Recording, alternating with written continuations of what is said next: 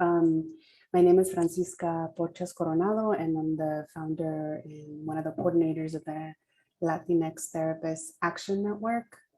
And we are a network that is dedicated to the well-being and healing of Latina migrant communities across the United States. And what we do is we organize mental health practitioners that are Latina, Latino, Latine to work directly with movement, whether that's through mental health education, through healing spaces, through transferring skills to organizers and movements, through a directory that we have that provides accessible mental health services. And so we invite you to check us out. I will add the website address on the chat through the meeting or now and then at the end of the meeting. And yeah, thanks for being here. So I just want to introduce one of our leadership team members, Faviola Augustin. Super excited to have you, Favi, on traumatic grief. And so the show is yours. Thank you, Francisca. Good morning, and depending where you are today, good afternoon. My name is Faviola Augustin. I live in Tucson, Arizona. This is the land of the Tohono people and the territory as well of the Pascuayaqui people. I am a therapist. I'm a licensed clinical social worker, and I also am a member of the Latinx Therapist Action Network. I'm also part of the leadership team. And so I really appreciate this space, and thank you all for those that are here for visiting and hanging on with us. I'm going to go ahead and start, open up my presentation. It will take a second here.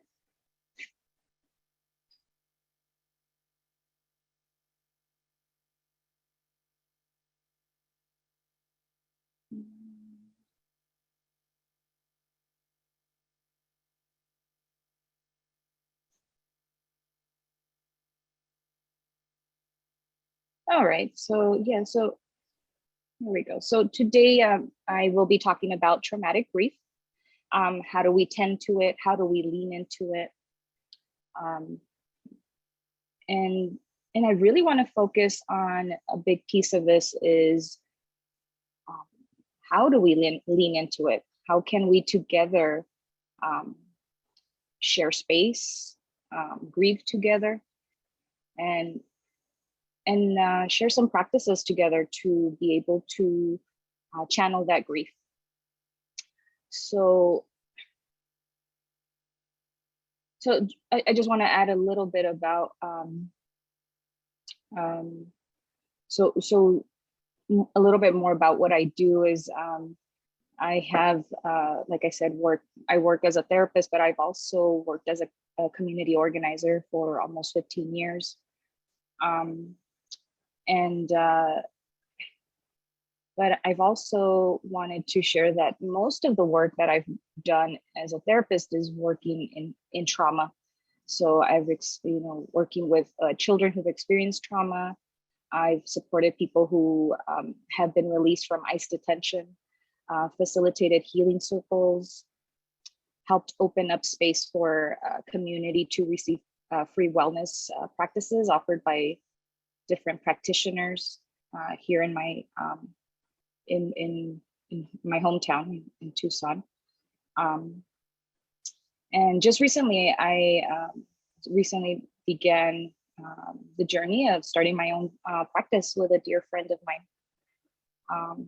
And so I wanted to just kind of see if maybe in the chat, who can share who's here, where you're from, where your people are from.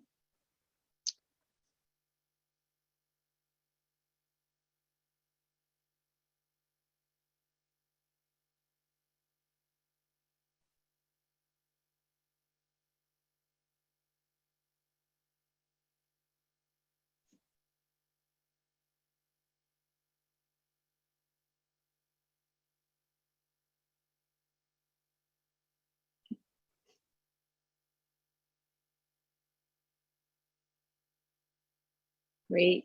Coming in, Cynthia from Brownsville. Welcome, Cynthia. Psychologist, clinical psychologist, South Texas. Gina from Oakland. Welcome. Community mental health. San Diego. Elia. Welcome.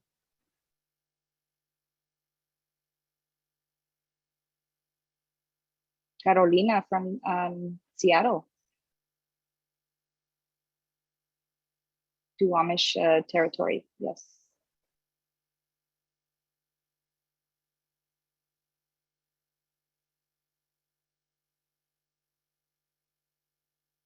Lourdes from Naples, Florida. Trauma specialist, wonderful. This is lovely. I'm gonna get nervous because there's a lot of more specialists and experts in the trauma field. Okay, great. Yeah, if anyone else wants to share, feel free.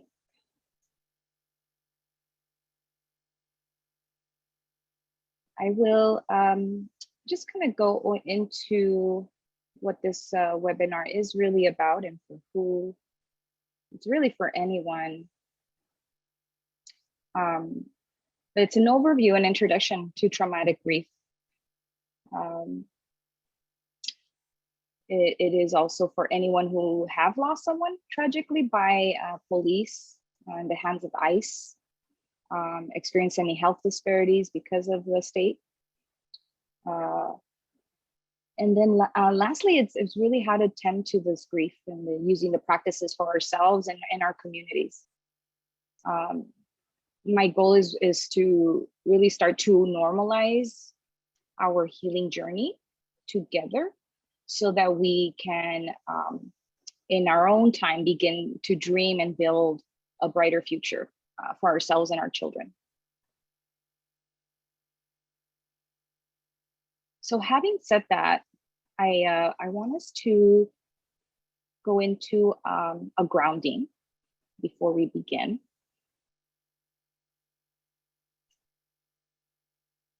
And I did write down some instruction. So if you could take a moment to close your eyes, begin to follow your breath, and pay attention to the inhale and your exhale. Try to describe to yourself how your body feels. Describe your sensations. Is there a temperature, a shape, a movement, or color? If there is movement, is it a buzzy feeling, vibration, a pulsing? Maybe just quiet. Your senses. What are some things you hear? Can you touch something, smell, taste, or see? Your feelings and your thoughts. Any images or emotions forming.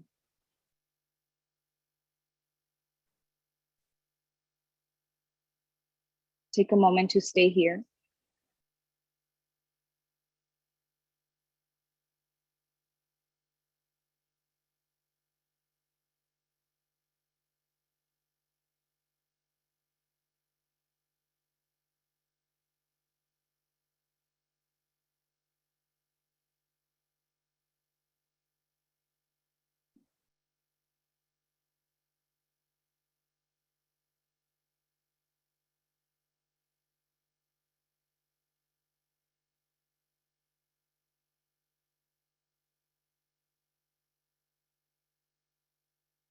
Notice your inhale and your exhale one last time.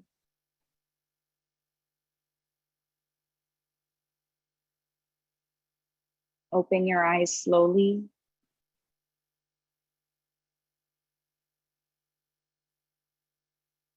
When you open your eyes, just bring awareness to your environment, where you are and what's around you. And then coming back. Gracias. Thank you. So we will move into some definitions. What is traumatic grief? This is the relationship between the deceased and the bereaved. It might have been very close or complicated. The circumstances of the death may be sudden or traumatic, as in an accident, disaster, or illness. There are different types that I want to name here. There's, for example, high rates of COVID in people of color, specifically Black people. Police murders of Black people. Missing and murdered Indigenous women. Murders of trans and gender non-conforming people. The forced sterilization on women in ICE custody. Children in cages and camps. Deaths in ICE custody. And there's others.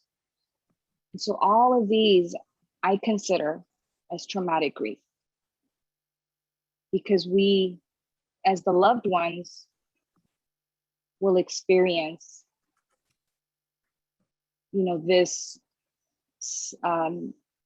experience of sudden and traumatic feeling. And so let's really look at, first of all, the definition of grief.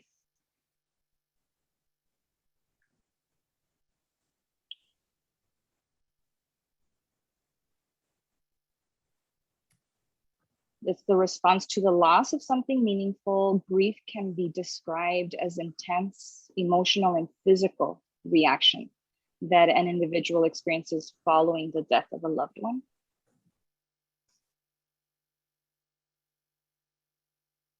Now, grief it's deeply personal, and everyone will experience it differently.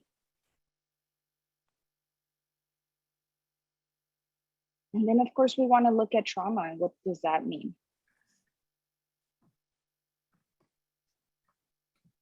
Trauma is when a real and perceived threat to one's safety overwhelms the body's natural ability to defend or protect itself. This is by Dr. Judith Herman.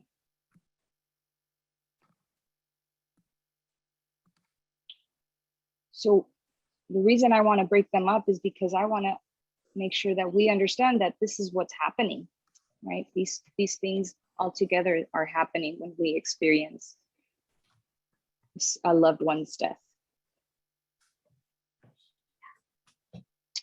So the next thing is, where are we in these different stages of grief?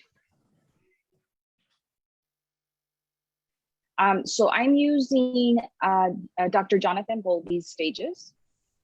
And the first one is numbness. This is the phase immediately following a loss or to death. The grieving person feels numb, which is a self-defense mechanism. And that allows them to survive emotionally in the immediate aftermath of the loss. Second one you see here is yearning and searching. This stage is characterized by the grieving person longing or yearning for the deceased to return to fill the void created by their death. Many emotions are experienced and expressed during this time, such as weeping. We see anger, anxiety, preoccupation with the death, and confusion. The third one we see here is disorganization, anger, and despair. The grieving person often desires to withdraw and disengage from others and the activities they regularly enjoy during this phase. Having accepted the reality of the loss while feeling feelings of apathy, anger, and despair, hopelessness, and also questioning. And lastly, reorganization and integration. This is the final phase, quote, so to speak, right? This is the grieving person begins to return to a new state of normal.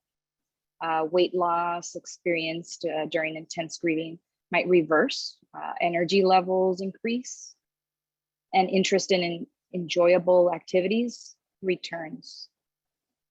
Grief never ends, but thoughts of sadness and despair diminish while positive memories of the deceased take over. So I'm using these four, and I know there's some other stages that you've probably heard of. I really like these because they really characterize how one might feel, especially during traumatic grief at the hands of the state. So what I'd like to do is, I want to show you where we might be in grief.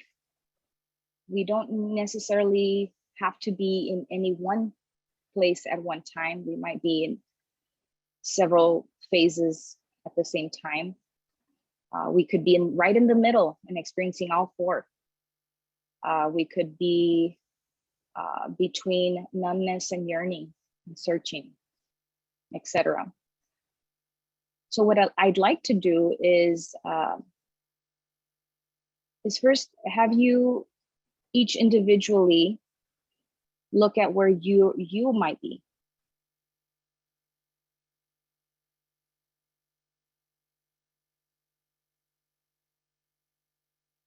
And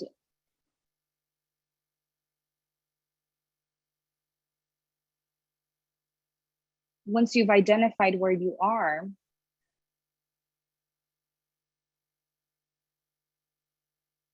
maybe we can share it on the chat. We could also do a breakout. Francisca, this is the part where I'd like to do a breakout, so there could be more conversation. Yeah.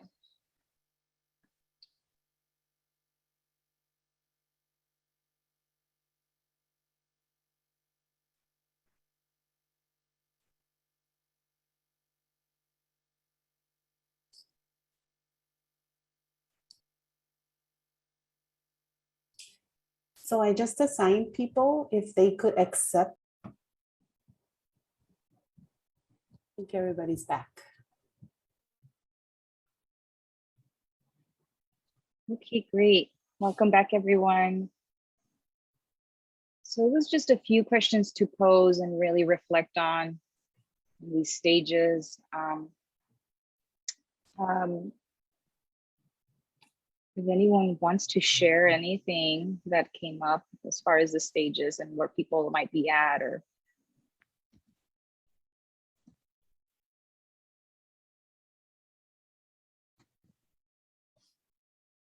and no pressure. You can also share it on the chat.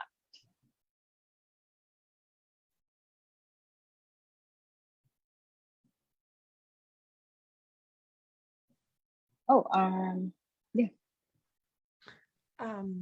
Well, I just wanted to say that, my experience was that I felt like I was experiencing feelings like in each of those quadrants, a little bit of the numbness, a little bit of the kind of yearning, a little bit of the anger. But because the losses I've experienced have been about a year ago now, I'm mostly in that big section of the kind of integration. Mm-hmm. Yes. Yes. So moving into integration is where you're at now. But like you were saying earlier, I don't feel like I'm ever going to be 100% in like an integration. That's right. I'm always going to go backwards into different feelings. Things will trigger. Somebody in the group was sharing about how it triggers, it impacts the rest of your life. Mm-hmm. Mm-hmm. Yeah. Thank you. And the sadness is always there. And so that's why I don't think there's no such thing as recovering from grief. But it's about how you feel moving into a more of a feeling in forward, and also being able to have memories of the loved one that are not always sad, but also feelings of goodness and joy from that loved one. Thank you.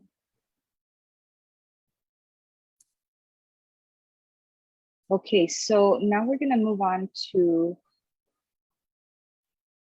our, let's see, I think we're going into a practice because this did feel a little heavy. And we're going to do a somatic practice. So we're going to go into our bodies, if at all possible. I will guide you.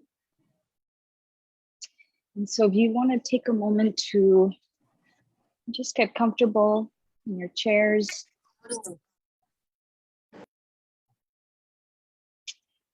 Using your senses,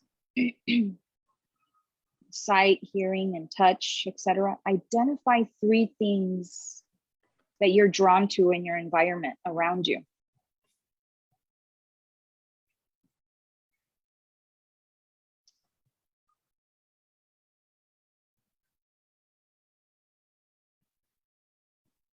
Sensing internally, identify 1 sensation that you're aware of from within your body.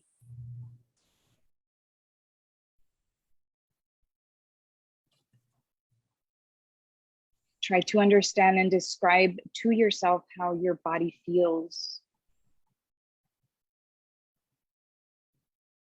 Describe your sensations, your movement, your senses, your feelings, and your thoughts.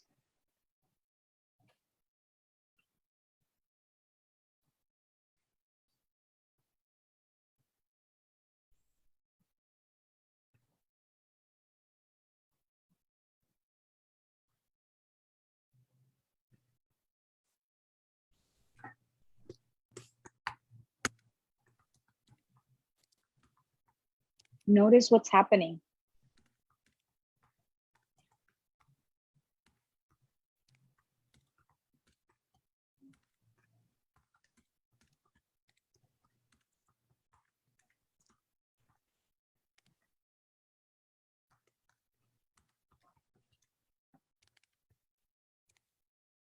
Take a moment to stay with that.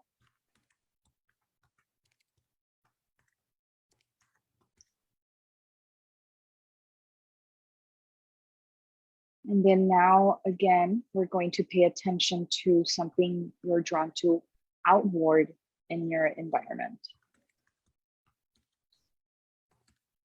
So from internally, now we're coming back outward. And notice what's happening now.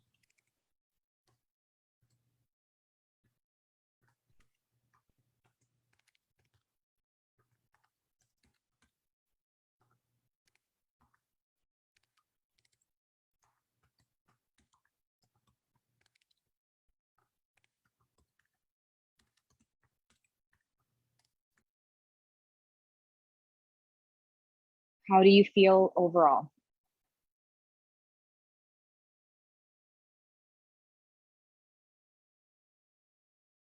And these are questions you can reflect on, and also you can feel free to share that on the chat. How do you feel? What did you notice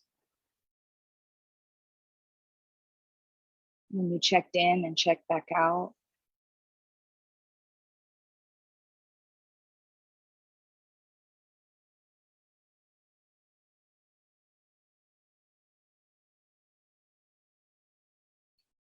Good. So that's just a small taste of of us, what it feels like to go into body, go and use the somatic practice. We call it going home. We can also, I'm going to move our practice into body work. And so that's our next one. Now I want to give all the credit and props to capacitar.org. You can visit them. They have many of these different practices in multiple languages. And so I've only picked out a few that I'd like for us to practice. So the first one is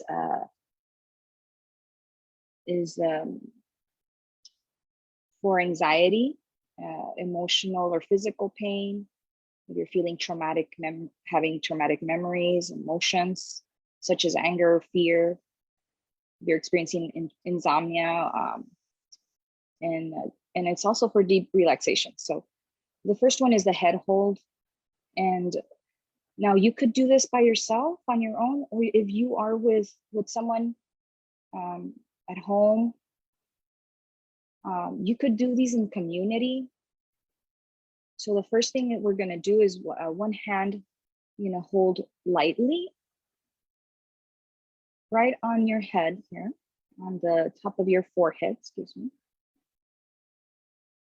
And the other one is going to be at the base of your skull.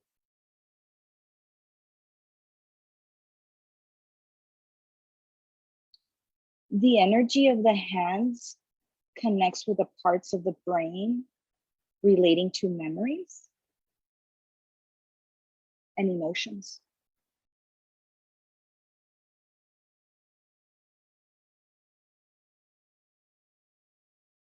I like to keep them here for a few minutes, but because of time, we want to just try it out for a minute or so.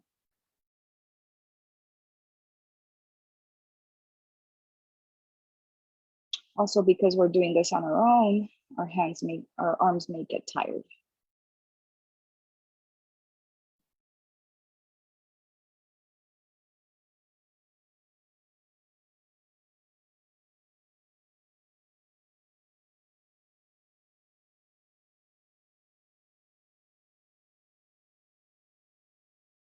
Okay. Moving on to this next one, it's the heart hold. This one is one hand that rests right across the sternum, high on the chest. And the other hand, this is going to be hard, but if you have a partner, like I said, the other hand will be in the back behind the heart. So you could just bring your hand back and just touch the back of your, right behind you, right here. And that the heart area often holds emotional pain, excuse me, wounds of the past, grief and resentment. So breathe deeply and imagine the heart pain draining down into the earth.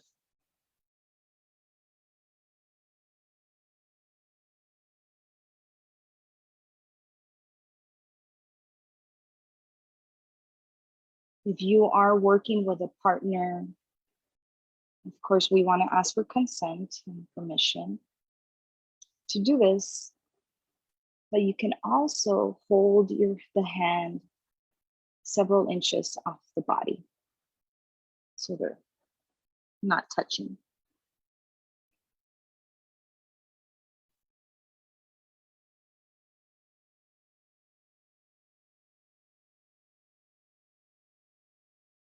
All right, we'll let those hands rest.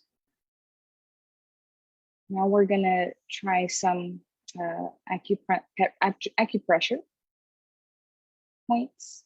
And this is for depression and emotional heaviness. We're gonna, what we're gonna do here is we're going to hold lightly the top of the head with, there's acupressure points on the line, on the top line here. And we're gonna,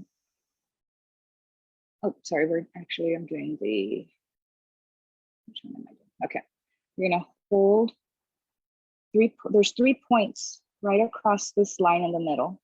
So we're going to put those fingers right there in the center. It's the fingertips. We're just gonna press lightly.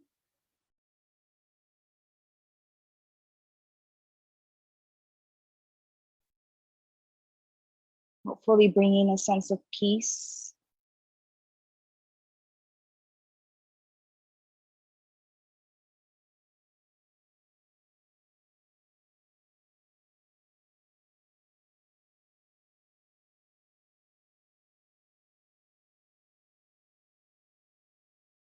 Good.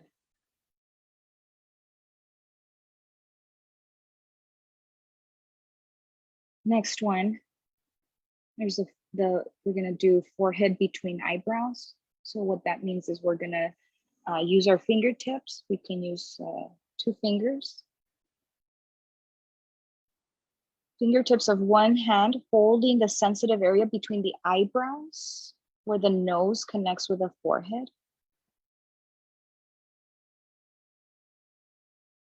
And we're gonna hold here.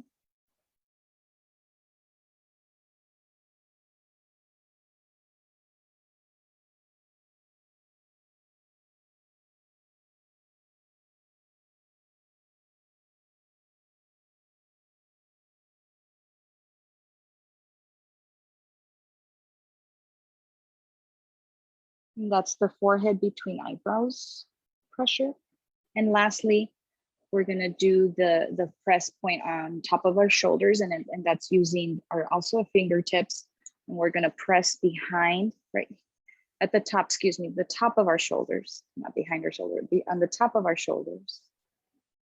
The arms may be crossed if this is comfortable, or you could switch off one hand with the other. You can try this, we'll try that.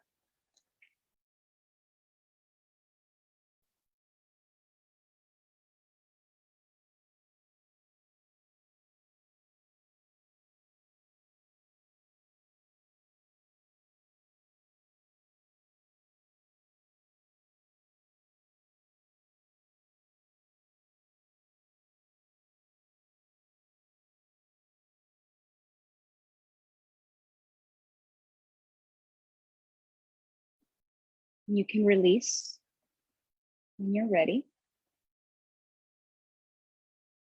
And these are just a few that I wanted to share with you that you can try at home, with a loved one, or in community. And like I said, these are all practices for addressing some of these wounds of the past, or grief and resentment. So we're going to move into or out of the somatic practice and body work.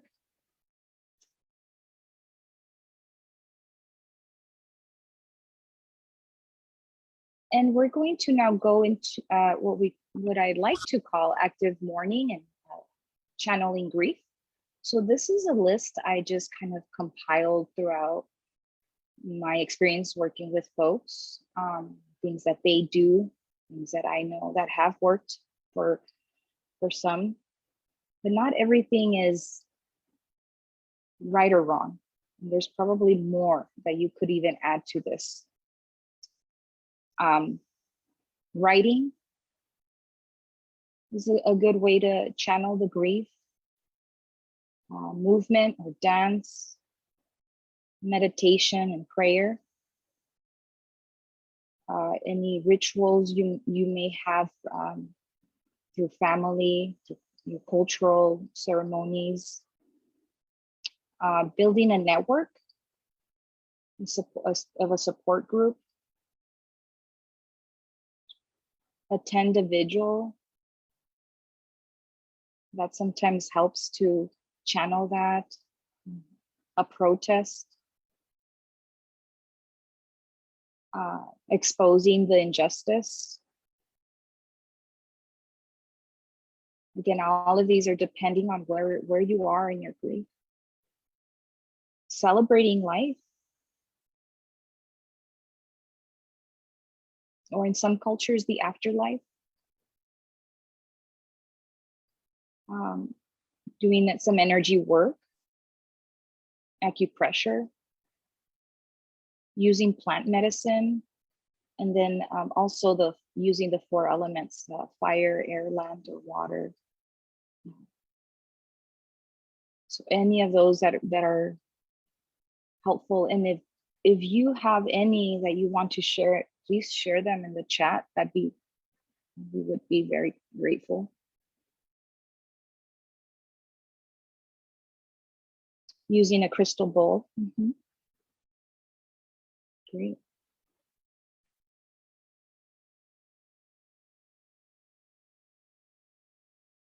Next, I want to just really bring out what other species grieve, right? We're not the only ones. We're not the only animal species that grieve. Chimps and other apes grieve, dolphins and whales. And if you notice, they all grieve collectively, and together they channel their grief. So in a sense, it's really important to destigmatize that we only have to grieve alone, and that it's okay to grieve in groups and together and collectively. Now, I did include a web link. I don't want to go into it right now. It can be triggering, but I wanted to share for you if you wanted to watch it in your own time. And it's about a dolphin who's mourning the death of their calf. So it's there if you wanted to write it down, and I'll leave the link up for a second.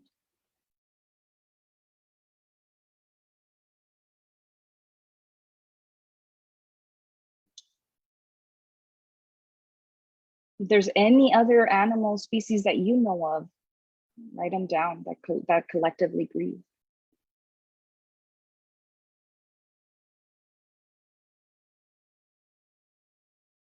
And then finally, I just wanted to close. I want to thank everyone for your time today. Wanted to, maybe we can share who are your people that you've lost. You can share that on the chat.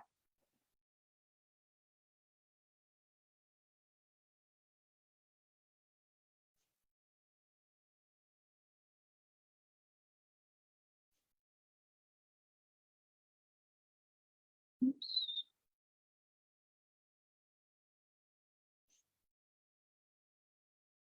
And just a reflection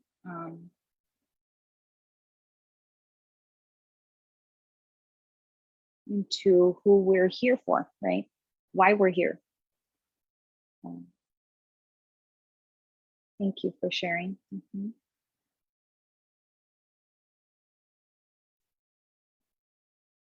Mother-in-law.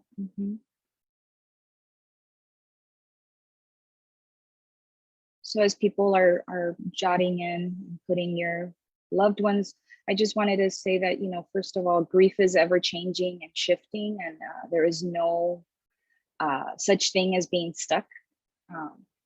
If at all possible, don't grieve alone. And use some of the practices with a group, your family, a pod, a community. And remember that collectively we can dream and rebuild a better and brighter future together. So if you have, a candle, let's light them up for those people. Let's light them up for them.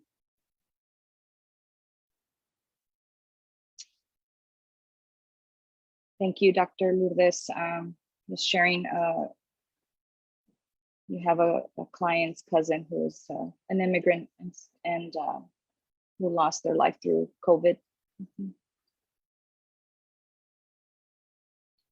Yeah, there's a lot of them that we've lost because of COVID, a lot of our loved ones.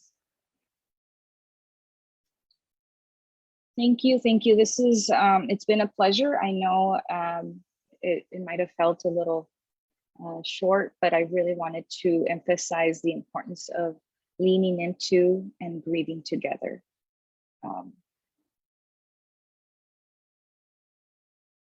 And absolutely our condolences to anyone who has lost loved ones.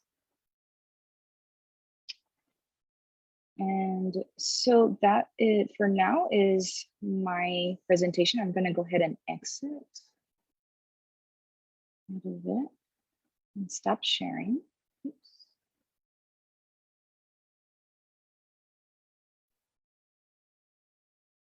Thank you so much, everyone, for showing up today on a Saturday morning and maybe afternoon for some of you.